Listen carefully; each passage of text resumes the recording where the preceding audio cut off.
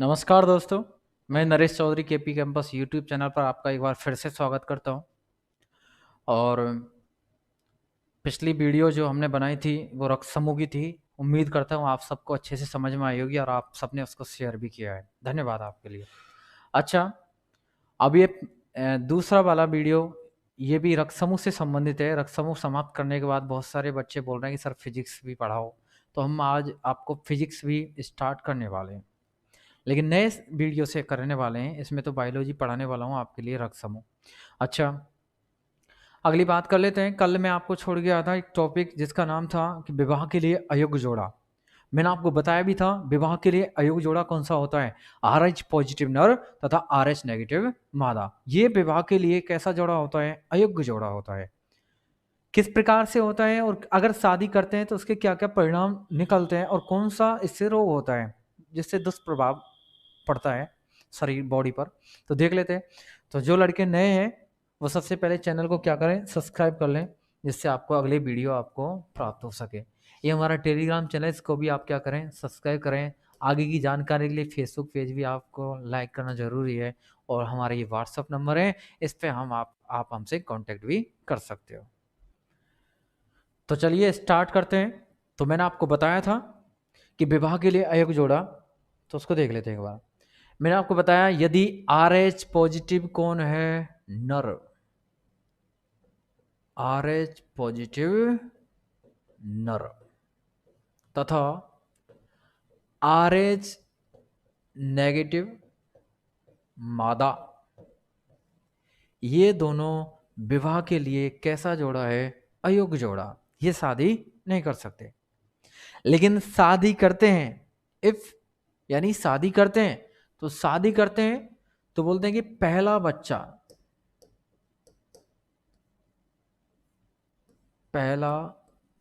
कैसा होता है? सामान्य होता है, नॉर्मल। पहला बच्चा कैसा होता है? नॉर्मल, यानी स्वस्थ होता है। लेकिन सेकंड की बात करूं, सेकंड है, थर्ड है, फोर्थ है, फिफ्थ, डॉट डॉट डॉट, कितने भी हों, सबकी गर्भावस्था में क्या हो जाती है? मृत्यु हो जाती है।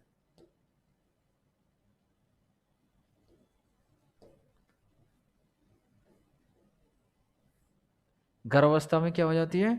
मृत्यु हो जाती है। यानी अब बोलेंगे सर पहला बच्चा सामान्य क्यों हुआ, बाकी सेकंड थर्ड फोर्थ फिफ्थ सबकी मृत्यु क्यों होती है?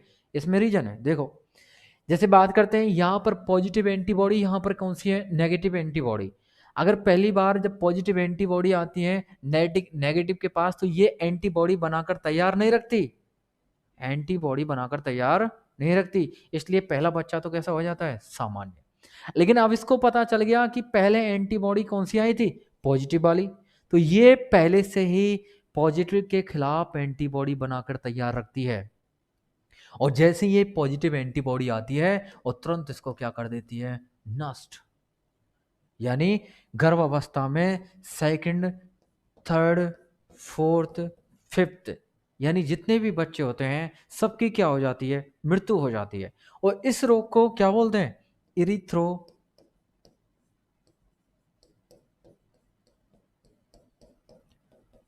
ब्लास्टोसिस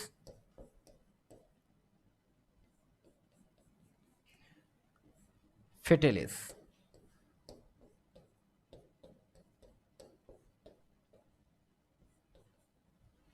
इस रोग को क्या बोलते हैं? Erythroblastosis fetalis. मैंने बताया, यानी जिन बच्चों की गर्भावस्था में मृत्यु होती है, तो इस मृत्यु को कारण जो रोग होता है, इस रोग को हम क्या बोलते हैं? इरिथ्रोब्लास्टोसिस फेटेलिस। इसे हिंदी में रक्ताणु कोरकता भी कहा जाता है, लेकिन हिंदी का नाम आपको याद नहीं रखना, आपको नाम ये याद रखना है, इरिथ्रोब्लास्टोसिस फेटेलिस। ये रोग हो जाता है। अच्छा, ये तो होता है साइंस में विवाह के लिए कौन सा जोड़ा? अयोग्य जोड़ा। इसके बारे में बात कर लेते हैं। रक्त समूह की अनुवांशिकता भी होती है, यानी माता पिता से बच्चे के अंदर ब्लड यानी रक्त समूह का निर्धारण कैसे होता है, यानी किस प्रकार से किया जाता है, उसके बारे में भी हम जानकारी लेते हैं। चलिए बात कर लेते हैं। जैसे हम बात करते हैं कि रक्त समूह की अनुवांशिकता के लिए आपको छोटी सी बात पता होना चाहिए। कैसे? कि सबसे पहले हमारे कौन होते हैं? माता पिता। सबसे पहले कौन है? माता पिता। अब माता पिता से बच्चे को प्राप्त होते हैं क्या? गुणसूत्र। और गुणसूत्र पर पाए जाते हैं कौन? जीन। जीन पर कौन होते हैं? डीएनए। और डीएनए पर आरएनए। डीएनए पर आरएनए। अच्छा। और आरएनए पर पाई जाती है प्रोटीन। और प्रोटीन से मिलकर बने होते हैं कौन? एंटीजन। और एंटीजन किसका निर्धारण करते हैं? रक्त समूह का। तो माता पिता से क्या प्राप्त होते हैं? गुणसूत्र। गुणसूत्र पर जीन। जीन पर डीएनए। डीएनए पर आरएनए। आरएनए पर प्रोटीन। प्रोटीन किससे मिलकर बने होते हैं? यानी प्रोटीन से मिलकर बने होते हैं कौन? एंटीजन। और एंटीजन किसका निर्धारण करते हैं? रक्त समूह का। किसका? रक्त समूह का। इस प्रकार से बच्चे के अंदर ट्रांसफर होता है क्या? रक्त समूह। मैं आपको क्वेश्चन भी सॉल्व करके बताने वाला हूं कि किस प्रकार से होता है। जैसे बात करते क्वेश्चन आया, यदि पिताजी का रक्त समूह कौन सा है? ए। माताजी का रक्त समूह कौन सा है? बी। तो उनके बच्चे का रक्त समूह हो सकता है या संभावित है या संभावित नहीं है, ऐसे क्वेश्चन पूछे जाते हैं। एसएससी सीजीएल लेवल के क्वेश्चन है, एसएससी सीजीएल में लगभग पूछे जाते हैं। तो बात कर लेते हैं किस प्रकार से वो क्वेश्चन आपको सॉल्व करने हैं। देखिए, जैसे बात करते हैं, यहां पर मैं आपको कुछ चित्र बना रहा हूं, 4 चित्र। इन 4 चित्रों के माध्यम से हम सारे क्वेश्चन सॉल्व कर सकते हैं। जैसे बात करते हैं, यहां पर रक्त समूह, यहां पर रक्त समूह कौन सा है? ए। एक रक्त समूह कौन सा है? बी। एक रक्त समूह कौन सा है? A B. और एक रक्त समूह कौन सा है? ओ। मैंने चारों रक्त समूह बोर्ड पर लिख दिए हैं। पहला कौन सा है? ए। दूसरा बी। तीसरा ए बी। नंबर 4 पर कौन सा है? ओ। अब आपको जैसे कोई भी रक्त समूह का नाम ले, जैसे ए का लिया, तो ए का चित्र आपको ध्यान आना चाहिए कि ए की हमें 2 टांगे बनानी है। ए की हमें कितनी टांगे बनानी है दोस्तों? 2 टांगे बनानी है ए की। एक तरफ तो कौन आ जाएगा? ए। अगर एक तरफ कुछ भी नहीं है, ये अकेला है, तो हम लिख देंगे यहां पर ओ। अब बी है, बी की भी हमें 2 टांगे बनानी है। सबकी 2-2 टांगे बनानी है आपको। इसकी भी 2 टांगे, इसकी भी 2 टांगे। यहां पर बी है, बी भी अकेला है, तो यहां पर एक तरफ कौन आ जाएगा? बी। और एक तरफ कौन आ जाएगा? ओ।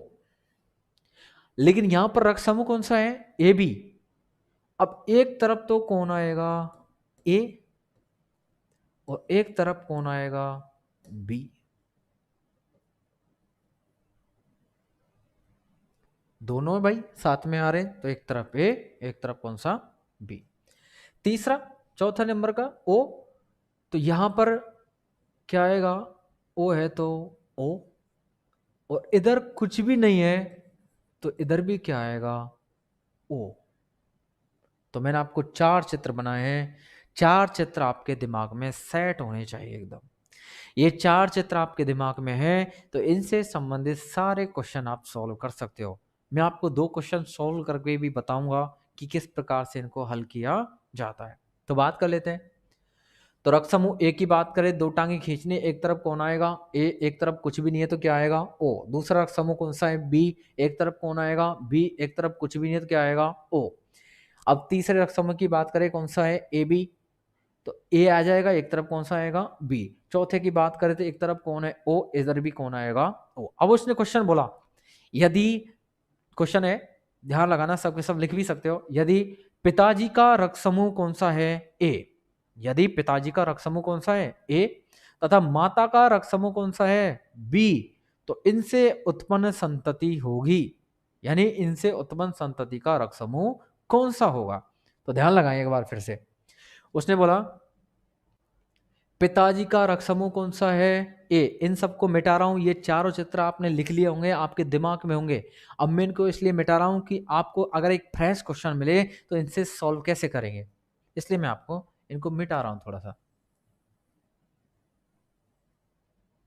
चलिए तो बात कर लेते हैं। मैंने बोला यदि पिताजी का रक्त समूह कौन सा, सबसे पहले आप लिख लो इधर पिता, इधर लिख लो कौन सा माता। यदि पिताजी का रक्त समूह कौन सा है ए, माता का रक्त समूह कौन सा है बी। अब जैसे ही उसने नाम लिया ए का और बी का, आपको तुरंत दिमाग में चित्र याद आना चाहिए कि ए का चित्र कैसा बनता है। ए अकेला होता है तो इसकी दो टांगे हमें बनानी है, एक तरफ कौन आएगा ए और एक तरफ कुछ भी नहीं है तो क्या आएगा ओ। समझ रहे हैं आप सब। इधर कौन सा है बी, इसकी भी दो टांगे, एक तरफ कौन आएगा बी, एक तरफ कुछ भी नहीं है तो क्या आएगा ओ। ये चित्र आपको बना लेने हैं। अब इनका मिलान कैसे करना है, अब इसके पहले का इसके पहले से, इधर ए है इधर बी है, दोनों मिलेंगे, रक्त समूह कौन सा बनेगा ए बी। रक्त समूह कौन सा बनेगा ए बी। अब इसका पहला इसके दूसरे से, इसका पहला इसके दूसरे से, एक तरफ कौन है ए, एक तरफ कौन है ओ, और ए और ओ आपस में मिलेंगे तो ए ओ रक्त समूह कोई भी नहीं होता, केवल ए और ओ के मिलने से केवल आपको रक्त समूह बनाना है कौन सा ए, कौन सा ए। अब इस दूसरे का इस पहले से, इधर रक्त समूह ओ, इधर कौन सा बी, ओ और बी जब आपस में मिलते हैं तो ओ भी रक्त समूह नहीं बनाते, केवल एक बनाना है कौन सा बी। अब इसका दूसरा इसके दूसरे से, इधर भी ओ उधर भी ओ, दोनों मिलकर क्या बनाएंगे ओ। तो यदि पिताजी का रक्त समूह कौन सा है ए, माता का रक्त समूह कौन सा है बी, तो उनसे उत्पन्न संतति का रक्त समूह होगा, यानी उनसे उत्पन्न संतति का रक्त समूह ए बी भी हो सकता है, ए भी हो सकता है, बी भी हो सकता है, ओ भी हो सकता है, यानी चारों रक्त समूह संभावित हैं, चारों रक्त समूह हो सकते हैं। 25% संभावना किसकी है, 25% संभावना किसकी है ए बी की, 25% ही संभावना किसकी है ए की, और 25% ही संभावना किसकी है बी की, और 25% ही संभावना किसकी है ओ की। तो चारों रक्त समूह संभावित हो सकते हैं। इस बात का आपको क्या रखना है ध्यान। बहुत सरल है, बहुत इजी है। ये जो मैंने क्वेश्चन बोला है उसका क्या है सॉल्यूशन है। अब मैं दूसरा भी क्वेश्चन बोलूंगा, आप भी कोई क्वेश्चन बोल सकते हो, सारे क्वेश्चन सॉल्व हो सकते हैं अगर आपको चार चित्र दिमाग में है। तो दूसरा क्वेश्चन में कोई भी ले लो, जैसे पिताजी का रक्त समूह बी है, माता का रक्त समूह ए बी है, पिताजी का रक्त समूह ओ है, माता का रक्त समूह ए बी है, कोई सा भी रक्त समूह ले सकते हो। आपको अगर चित्र याद हैं चार के चार जो मैंने आपको बताए तो उनका आंसर आप आसानी से कर सकते हो। एक अगला क्वेश्चन ले लूं, जैसे मैं यदि पिताजी का रक्त समूह ए है, माता का रक्त समूह ए बी है, तो उनसे उत्पन्न संतति का रक्त समूह होगा। इसका भी आप आंसर दे सकते हैं किस प्रकार से,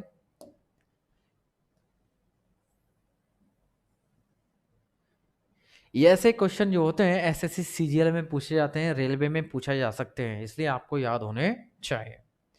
तो बात कर लेते हैं, यदि पिताजी का रक्त समूह कौन सा है कोई भी मान लो, आप कर सकते हो, कोई बड़ी बात नहीं है।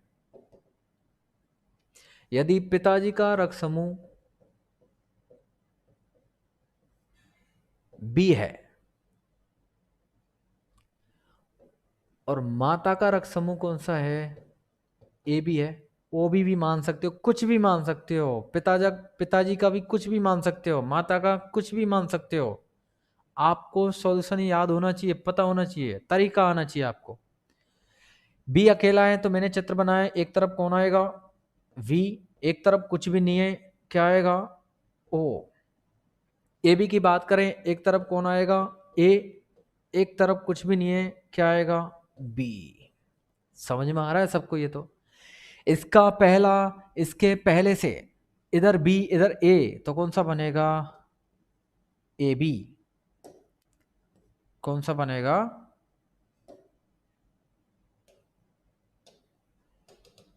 कौन सा बनेगा, ए बी।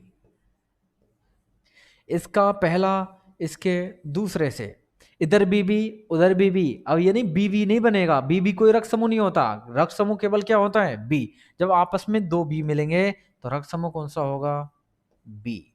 इसका दूसरा, इसके पहले से, ए ओ, जब ए और ओ आपस में मिलते हैं तो आपको पता होना चाहिए रक्त समूह कौन सा होगा, केवल ए। अब इसका दूसरा, इसके दूसरे से, इधर ओ इधर बी, तो कौन सा होगा, बी। तो कौन कौन से रक्त समूह हो सकते हैं बच्चे के, ए भी हो सकता है, बी हो सकता है, ए हो सकता है, बी हो सकता है। तो 50% संभावना किसकी है, बी की। बाकी 25% संभावना किसकी है, ए बी की। अब क्वेश्चन ऐसे ही बोल सकता है, यदि पिताजी का रक्त समूह बी है, माता का रक्त समूह कौन सा है, ए बी है, तो निम्न विशेष संतति का रक्त समूह संभावित नहीं होगा। अब कौन सा रक्त समूह नहीं आया इसमें, ओ, तो संतति का रक्त समूह कौन सा नहीं हो सकता, ओ। ऐसा भी क्वेश्चन पूछ सकता है। कौन सा हो सकता है, ए बी, ए बी, ये हो सकता है, ओ नहीं हो सकता। इस प्रकार से रक्त समूह से संबंधित आनुवांशिकता के सवाल पूछे जाते हैं। ये भी आपको क्या रखने हैं, याद, क्या रखने हैं, याद। चलिए अगली बातें और कर लेते हैं। रक्त समूह से संबंधित छोटी मोटी बातें और बच्चे इंपॉर्टेंट बातें हैं, उन पे भी ध्यान लगाना है आपको। चलिए पहला क्वेश्चन, नॉर्मल क्वेश्चन, छोटे छोटे क्वेश्चन कौन कौन से बनते हैं। सबसे पहले बात करते हैं कि रक्त को रक्त बैंक में 4 डिग्री सेल्सियस ताप पर अधिकतम कितने दिनों तक रखा जा सकता है, 42 दिनों तक। कितने दिनों तक, 42 दिनों तक रखा जा सकता है। ये पहले नंबर की बात। दूसरे नंबर की बात कि बोलते हैं व्यक्ति जब ब्लड डोनेट करता है तो वो अपने रक्त का कितना परसेंट भाग एक साथ दान कर सकता है। तो बोलते हैं कि व्यक्ति अपने टोटल ब्लड का लगभग 10% भाग एक साथ दान कर सकता है। जैसे व्यक्ति में मात्रा है रक्त की कितनी, 5 लीटर, 5 लीटर का मैं 10% निकालूं, यानी 5 लीटर बराबर कितने ml हो जाएगा, 5000 ml। 10% निकालूंगा, यहां पर पॉइंट लगा दूंगा, तो लगभग कितना, 500 ml रक्त ब्लड डोनेट कर सकता है आदमी। कोई सेहत पर फर्क पड़ने वाला नहीं है। ब्लड डोनेट करने से सेहत पर कोई फर्क नहीं पड़ता। आपका ब्लड किसी की जिंदगी बचा सकता है और रक्तदान सबसे महान होता है। अगर आपको मौका मिले तो आपको रक्तदान करना क्या है, जरूरी है, क्योंकि हमारा रक्त किसी और की जिंदगी बचाने के काम आए, इससे अच्छा पुण्य कभी भी नहीं हो सकता। और निष्काम किया यानी निस्वार्थ किया कोई भी काम हमेशा फलदायी होता है। इसलिए दोस्तों, जब भी आपको मौका मिले आप रक्तदान जरूर करें। धन्यवाद। चलो बात करते हैं। तो व्यक्ति अपने कुल रक्त का लगभग 10% भाग एक साथ दान कर सकता है। तीसरे नंबर की बात, एक यूनिट में लगभग कितना रक्त होता है, 350 ml। यानी जब आप ब्लड डोनेट करने जाते हो तो आप डोनेट कितना करके आते हैं? 350 ml, यानी 350 ml रक्त आप दान करके आते हो। तो 1 यूनिट में रक्त की मात्रा होती है, आपका आंसर आना चाहिए 350 ml। एक बात और करते हैं, हमारे शरीर में रक्त बहता है लेकिन ये कभी जमता नहीं है, क्योंकि हमारे शरीर में प्रतिस्कंदक पाए जाते हैं, और ये प्रतिस्कंदक होते हैं, ये हमारे शरीर में रक्त को जमने से रोकते हैं। तो मानव शरीर में एक प्रतिस्कंदक पाया जाता है जिसका नाम क्या है? हेपेरिन।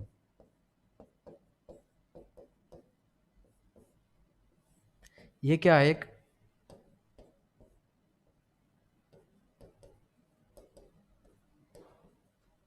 प्रतिस्कंदक। तो मानव शरीर में पाए जाने वाला प्रतिस्कंदक है, आपका आंसर आना चाहिए हेपेरिन। ये मानव शरीर में रक्त को जमने से रोकता है। ये कैसा प्रतिस्कंदक होता है? प्राकृतिक। जो प्रकृति द्वारा प्रदत्त होता है उसको क्या बोलते हैं? प्राकृतिक। और जिन्हें प्रयोगशाला में बनाया जाता है वो कैसे होते हैं? कृत्रिम। तो 3 क्वेश्चन आपसे पूछ सकता है कि मानव शरीर में कौन सा प्रतिस्कंदक पाया जाता है? पहला आंसर आएगा हेपेरिन। निम्न में से प्राकृतिक प्रतिस्कंदक है, फिर भी आंसर आएगा हेपेरिन। मानव शरीर में रक्त को जमने से रोकता है, फिर भी आंसर आएगा हेपेरिन। लेकिन बात कर लेते हैं, ऐसे बोले कि प्राकृतिक प्रतिस्कंदक है, अगर आपको ऑप्शन में ना मिले तो आपको ऑप्शन में मिलेगा हिरुडीन।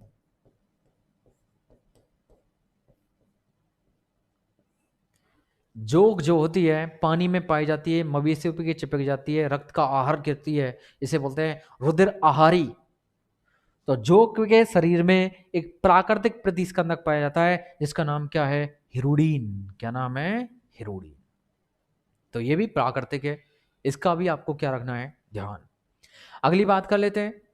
ये तो प्राकृतिक की बात हो जाती है, लेकिन जब हम ब्लड डोनेट करके आते हैं, ब्लड डोनेट करने जैसे हम जाते हैं ब्लड बैंक, तो हमें सबसे पहले ब्लड बैग मिलता है, यानी जो थैली मिलती है ना जिसमें हम ब्लड को डोनेट करते हैं उसको बोलते हैं ब्लड बैग। उस ब्लड बैग में आप देखना, उसमें पहले से कुछ तरल पदार्थ भरे होते हैं, और वो तरल पदार्थ क्या होते हैं? प्रतिस्कंदक होते हैं, जिन्हें प्रयोगशाला में बनाया गया है। और अब की बार एलडीसी में क्वेश्चन पूछा है, आरएसएम डबल एसपी बोर्ड जो कि पटवारी का एग्जाम लेने वाला है, उसने इस क्वेश्चन को पूछ लिया है कि मानव शरीर के कि रक्त बैंक में रक्त को जमने से रोकता है। तो आपको पता होना चाहिए, रक्त बैंक में रक्त को 3 प्रतिस्कंदक होते हैं जो जमने से रोकते हैं। वो कौन कौन से होते हैं उनके बारे में आपको बताने वाला हूं। तो दोस्तों बात करते हैं कृत्रिम प्रतिस्कंदक।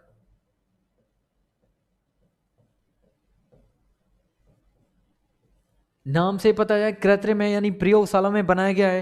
प्राकृतिक मैंने आपको बता दिया, प्रकृति द्वारा ऑलरेडी हमारे शरीर में है, उसको बोलते हैं प्राकृतिक। तो पहला एक होता है सोडियम साइट्रेट।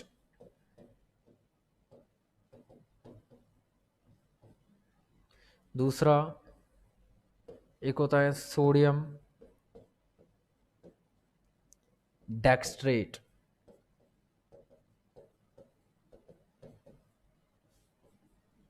और तीसरा सोडियम ऑक्जेलेट।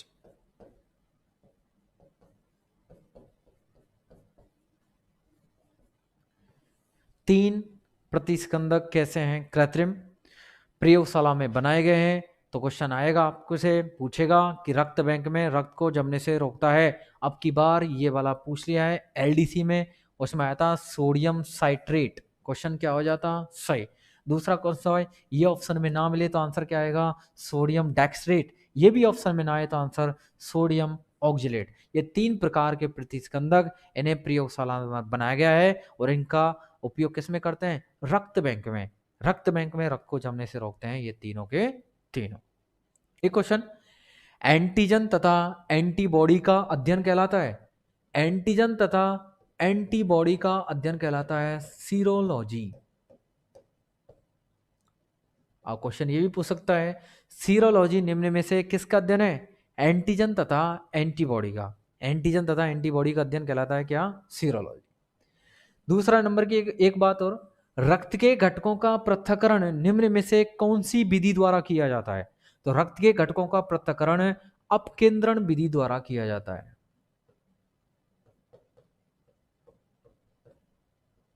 जिसे बोलते हैं सेंट्रीफ्यूगेशन।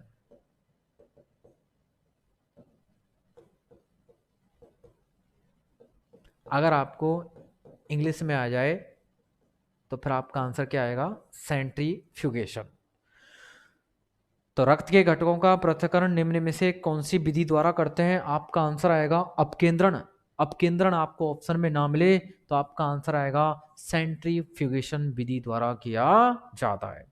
तो दोस्तों ये आपका टॉपिक हो गया कौन सा? रक्त समूह। अगर आपने पहली वीडियो नहीं देखी है तो आप रक्त समूह की पहली वीडियो देखें, इससे आपको सब कुछ समझ में आसानी से आ जाएगा।